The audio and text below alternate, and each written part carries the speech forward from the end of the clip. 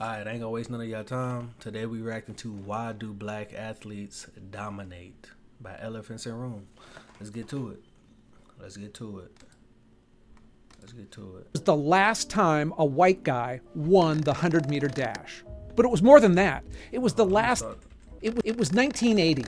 Jimmy Carter was the president of the United States. Okay. Brezhnev was the leader of the Soviet Union, which hosted the Olympics. Okay. And it marked a milestone there. It was the last time a white guy won the 100-meter dash. But it was more than that. It was the last. That was the last time? 1980? How long ago was that? 20, 40. It's been 45 years, almost half a century since a white guy. Yo, that's insane. That's an insane stat. That's an insane stat. Last time any white man in the world even qualified for the finals. And that was 44 years ago. Looking at a lot of sports, black athletes do incredibly well, especially in track and field, basketball, and American football. So why? Why do black people seem to dominate sports? And is that belief really accurate? Hey, I'm Ken LaCourte. My goal is to give you an honest look here. It's not about declaring any race superior or inferior. Look at whether black athletes actually do dominate sports. Right. Then we'll check out the cultural differences at play and also look into the genetic differences, examining what the science actually I always wondered that too. Like I remember they used to put that in old movies that black people was just built different in different ways. I remember when Jackie Robinson was first, like at least when I seen that movie, I forgot, it was the dude that played Black Panther, but he played as Jackie Robinson too. And in the movie they was talking about how black people got an extra bone in their heel and all type of stuff like that. I was like, what? I was like, I never searched it up to validate it or not. I just still think about that, like what? And this video just making me think about that stuff again. says and doesn't say about racial variations in athletic ability. Now let's look at the numbers that make some people uncomfortable. Are black people really better at sports? The answer is kind of, but it depends on the sports. When we look at professional sports, it's hard to ignore some obvious patterns. About 3/4 of NBA players are black. Right. And that's in a country where black people make up about 13% of the population. In the NFL, almost 2/3 of the players are black, but in this case, the demographics change when we look at certain positions. Cornerbacks and running backs. That's a crazy stat. We only 13% of the population. I think I knew that already, but we do make up majority of the professional sports. I don't think all, but like football and basketball, yes, that's crazy. But foreigners, low key, they coming into the NBA scene more, but this ain't about that. Backs are overwhelmingly black, while quarterbacks and kickers have historically been mostly white, although it is changing somewhat. In running, East African runners, especially those from Kenya and Ethiopia, have completely crushed marathons for decades. With only 2 exceptions, in the last 33 years, the Boston Marathon has always been won by an East African man. But flip to swimming, and you get a completely different picture. At the 2016 Rio Olympics, 45 of the 50 finalists in men's and women's 100-meter freestyle events were white. Black Americans are also underrepresented in sports like tennis, golf, field hockey, archery, softball, and soccer. Blacks make up only 5% of professional hockey players, and the U.S. Figure Skating Association reported in 2022 5% is crazy. Of hockey? I've been hearing a lot more about hockey. What y'all think about hockey? I'll put it in the comment section. that 73% of its members were white, 2% were black, and 18% were Asian. Speaking of Asians, they absolutely kill it in table tennis and have since the 50s when Chairman Mao declared it the national sport. So it seems pretty clear that different races. I'm a huge fan of table tennis. I used to play that like every day when I was in college. Excel in different sports and play different sports to begin with. Women's gymnastics has historically been the domain of white and Eastern European athletes, but Simone Biles is likely the greatest gymnast ever, and the demographics of that sport are shifting, as well as some other sports. Okay, so that's some of the racial patterns in sports. Now let's dig into why they exist at all. One of the first things to look at is the cultural factors that shape the racial landscape of sports. Okay, it's not as simple as like they're naturally good at it. Okay. So in the 1940s, black baseball players were forced into a separate league. When that changed, we saw the depth of talent that had been sidelined. Integration reshaped the entire sports landscape, And as certain sports became more accessible to minorities, they became cultural touchstones. Basketball became a beacon of hope in many black communities. All you really needed to get better was a court. Easy to find even in crowded cities, and you needed a ball too. The game doesn't require any expensive equipment or large fields in order to play. And then there's the potential income. For many kids growing up in poor neighborhoods, sports aren't just a pastime. They're a potential ticket out of poverty. Now, when you're surrounded by economic hardship, that NBA or NFL contract is a lifesaver. And the economic incentives aren't just that's crazy. I know that most that be rushing through their head like, bro, I made it. Now, hopefully they can do right by their money, but initially they made it. About the players either. Entire communities rally around local athletes who look like they might be headed to the big leagues.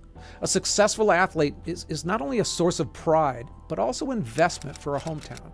So it's clear that in some communities, certain sports are woven into the very fabric of daily life. Think about how deeply ingrained soccer is in Latin American countries. And this cultural emphasis Well, you gotta have some crazy skill for that. But you see that footwork?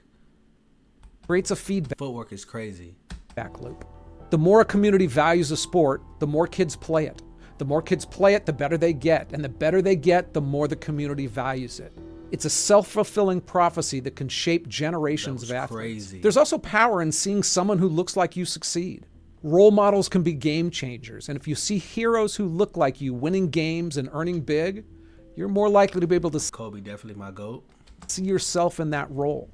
I mean, sometimes we all need someone to show what's possible. Inspiration is a powerful tool. So when Simone Biles emerged as a gymnastics powerhouse, the number of black girls who began starting that sport shot up.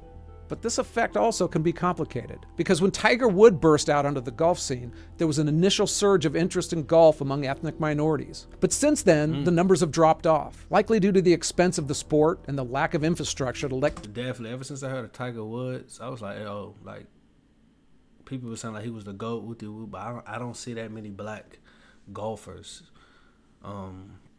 Even though I don't keep up with golf though. So it's probably some out there. If you know some, don't be like, you know what I'm saying. I just don't know. But I haven't heard of any that just, I wasn't into golf when I heard of Tiger Woods. He was just that good that you had to hear about him.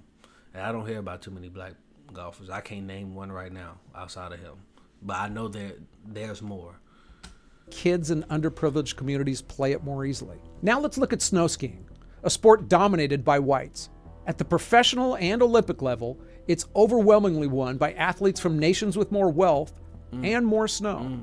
In these countries, skiing is deeply ingrained with the culture, with youth development programs and easy access to facilities. Still, however you look at it, it's expensive. The equipment, training, and access to slopes means athletes often need substantial financial backing from their families or communities to reach the elite level. Right. Ski resorts and facilities are often located far from urban centers where minority populations tend to be concentrated in the United States. Right. But we can't blame everything on money. Norwegians dominate Olympic sports like cross-country skiing and speed skating, and they can do those things right out their front door.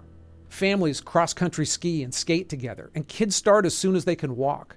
It's ingrained into their culture. And that feeds back to the role models. A lack of diversity in skiing and winter sports makes it harder for minority youth to see themselves playing that game. Just as some sports get an entire community rallying behind them, others spark no interest in regions that haven't traditionally played them. And it's not just... I do get that. Certain things are just not as available in your area, so you don't even get into it. Like, I don't just wake up and see mountains around me with snow on it. So I will have to go travel to do that. But there's families out there they wake up and it's, oh yeah, let's go skiing today.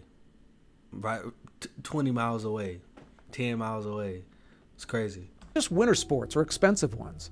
Other fields that don't see much diversity are tennis and lacrosse, archery, softball, soccer. I knew somebody in high school that played lacrosse too. And I knew somebody else in high school that played lacrosse. I knew two people that liked lacrosse. And that's how I learned about it. It's a cool sport, though. It's a cool sport. Intertwined mix of culture and economic forces at play. Okay, so given that, now let's look into the most controversial part of the whole puzzle, genetics. This is where things get really interesting and usually a little bit uncomfortable. Now, it's good to be careful here. The argument that different races have different genetics can lead to some terrible beliefs and ideologies. But it's also silly to insist that there are no physical differences between people from around the world. We should all be smart enough to look at that without getting too weird about it, but that's often not the case. No, I like that Jimmy the Greek moment that happens in sports, Like once every 4 or 5 years, that like some 50, 55-year-old white dude tries to explain why black people are kicking the shit out of white people in practically every major sport, And it always goes down the same way, right? And literally 20 minutes later, that dude's on TV, he's like fired, right?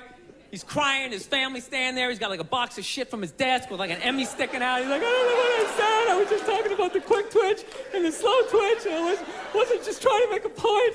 Right. Anyhow, hey, this is a good time to let you know, if I make any substantive mistake in this video, I'll fix it in the pinned comment below, assuming I'm not fired by sundown.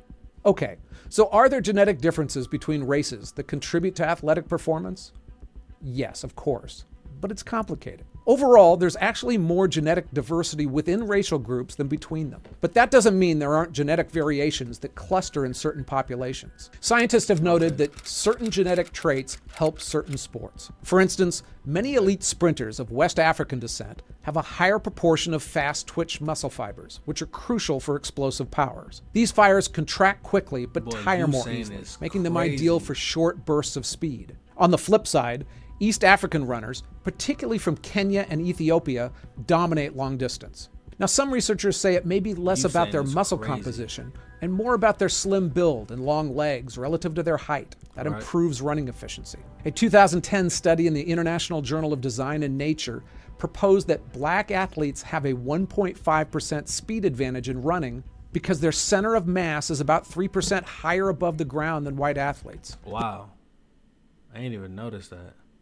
But there's definitely some white boys out there that's faster than me. I give you that. I give you that. But I didn't even know that. That's insane. This supposedly allows them to fall forward more quickly between strides. Now, that sounds scientific, but a lot of other scientists are skeptical of such a cut and dry explanation. Right. Another controversial idea among some scientists links the prevalence of sickle cell trait among people of West African origin to a higher percentage of fast twitch muscle fibers. But that hasn't seen a lot of solid evidence to back it up. On the flip side, look at the relative lack of Asians in sprinting events. Some researchers say this is body proportions, suggesting that the populations generally have shorter limbs relative to their torso length, which makes sprinting harder. But again, these are theories and it's kind of hard to test exactly. And then finally, really don't see Asians like that, which is crazy. I didn't even notice that. I really didn't even notice that. Finally, let's not forget the role of epigenetics. Epigenetics looks at how an athlete's body responds to training, recovers from injuries, and responds to different environmental conditions. It suggests that while having a software engineering competition, we're gonna see Asians come about the woodworks. We're gonna see Asians come about the woodworks on timing. Genetics might give some individuals an edge. The way these genes are expressed can be influenced by factors like training and diet, even an athlete's mindset. This could partly explain why athletes from certain regions excel in certain sports. Okay. It might not just be the genes, but how those genes interact with their environment and lifestyle. And let's not forget that genes that help in a particular sport could be a disadvantage in another. The body type that's ideal for a marathon runner is very different from what you'd want for an offensive tackle. So it's clear to say that when you look at the research, there is no clear pat answer. Right. The relationships are science, but they're really unsettled still. But still, there are some undeniable characteristics in the most elite athletes that seems to show up in some races more than others. Of course, as soon as she said that, I thought about Derrick Henry. Insane. You see how that dude is built and be stiff arming pro players? Don't even make sense. And then you got people like Kyrie. He ain't the tallest, ain't the super fastest, but killing everybody on the court. But I think that's just to skill. Like he's very good. I'm trying to see who I can think of that's just like that. But I get he talking about in the overall sense, so I gotta try to stick to that. Like in the overall sense, I do get that. Blacks really do be running most of the major sports, football, basketball. I don't think we run any other sport though. I don't think we just like absolutely dominate any other sport. What's baseball? I think that might be majority white. Hockey, I think, is majority white. I could be wrong though. All of this raises the question, should we as a society be trying to change the racial makeup of competitions? I mean, certainly making all... No. You don't change the race. No, it's by merit. That's by merit. If you good, you good. It don't matter. Your color, like we only should be looking at color just for the stats, just to make the stats. But you don't look at color to see if you're trying to put somebody on the team or not. No, you either good or you ain't. Sports financially accessible to all kids is a good goal. But if you just look at the colors of those who win or those who play, that makes things a lot more complicated. And sports is full of exceptions to every rule. It may be true that some races dominate certain sports, and that isn't necessarily a bad thing. Just a fact with some interesting reasons behind it. It's similar to what I found when I tried to figure out why Arab armies almost always seem to lose against Western powers. In fact, the last time an Arab regime won a major... That's the end of that video. Y'all let me know what y'all think in the comment section. Like the video if you like the video. Subscribe to the channel. I'll see y'all in the next one. And we out. Peace.